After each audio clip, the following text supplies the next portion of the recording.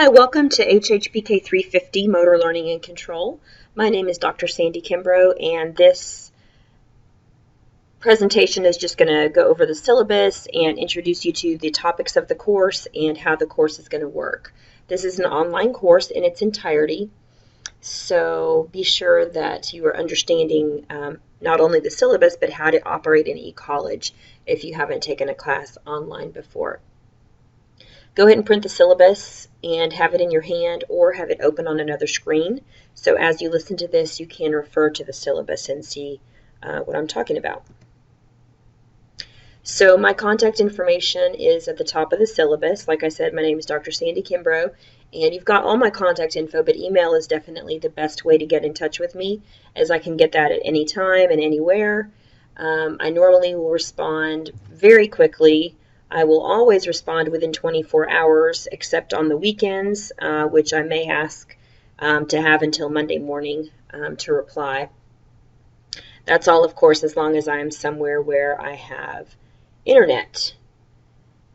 And obviously I will, because I'm teaching an online course. So that's a good reminder to you guys as well.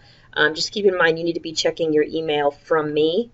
I won't send you anything that's junk or that's irrelevant. So if I send you something, it's going to go to your Leo email address and you need to read it immediately. The textbook is listed on the syllabus at the top, and it is necessary.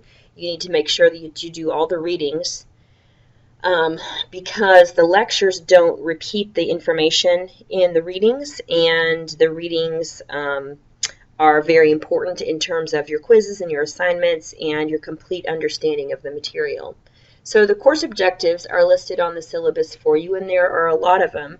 But basically we are learning about motor learning and control within the context of the more general term motor behavior. So when we talk about motor, we're talking about movement.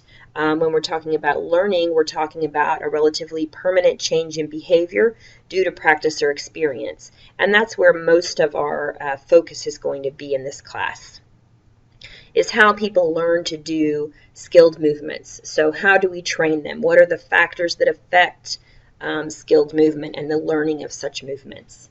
So my expectations for both you and me are that we will all work hard, and I expect you to really learn this information. In a little bit, we'll talk about the grading, and you'll see that at the end of the semester, you're really going to be tested on whether you learned or not.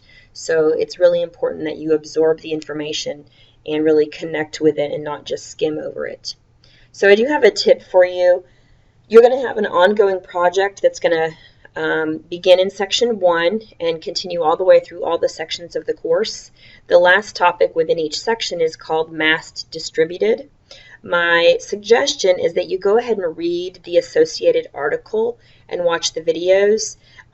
You may even want to go ahead and read all the assignments that culminate in the big massed/distributed assignment that's due at the end of the class, so that you understand what you're going to have to do, because it does take some planning to get everything finished.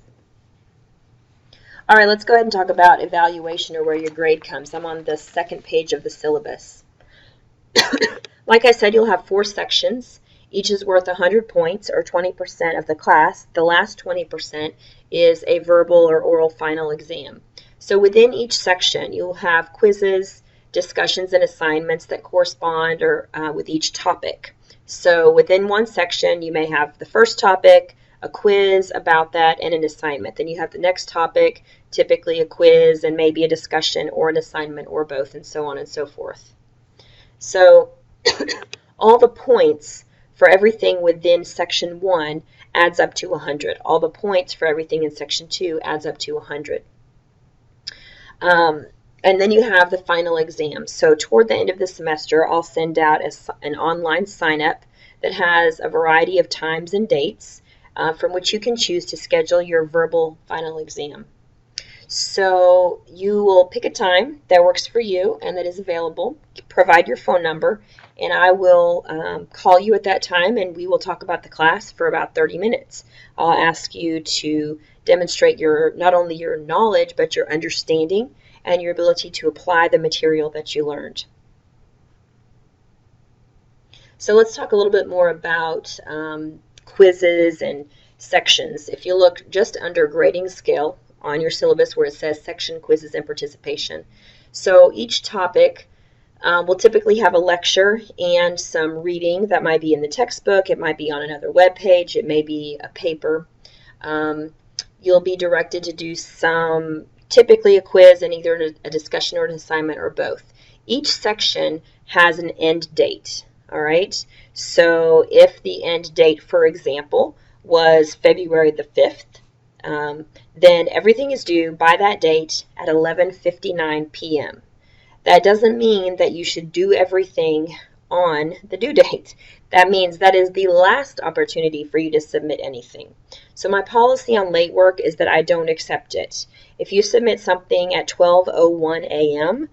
after the due date, I don't accept it. So you will automatically receive a 0 on any late work. There really are not exceptions to this because everything is open right now. In other words, you could go to section 4 and click on a quiz and take it today. Now, obviously, that's not what you want to do. You want to do the sections in order, and within each section, you should do the topics in order.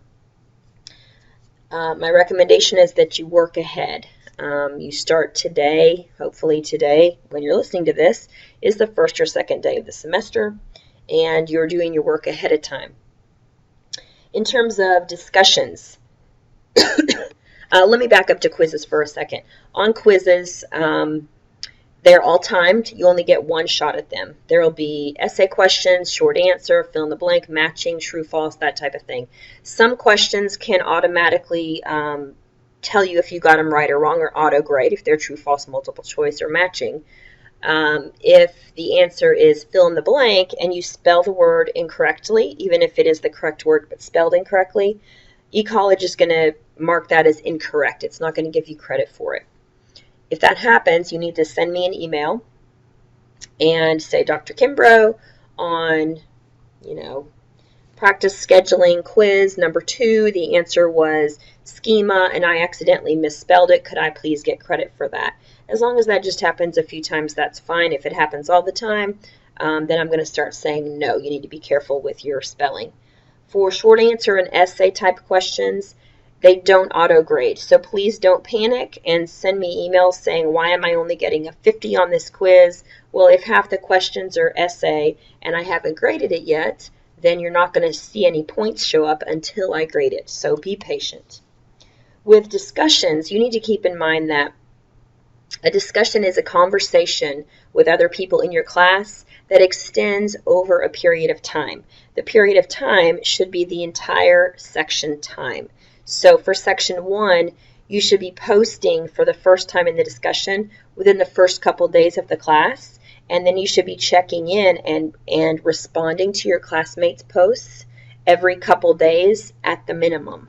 All right? If you wait until the last day and then post a whole bunch of stuff, that is not really participating in the discussion. It's waiting until the conversation is almost over, walking in the room, blurting out a whole bunch of stuff, and then walking out. So that is not a good way to participate in a discussion.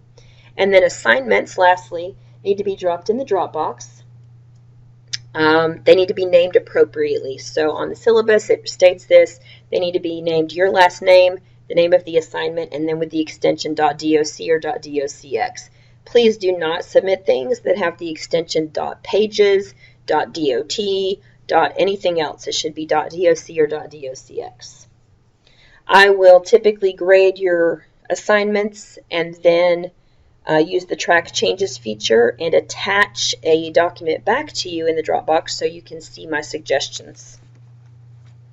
All right, so the final course grade from 90 to 100% is an A, obviously, or 450 points or more is an A. So this is the point structure at the end of the class. Don't come back and say, I have 448 points.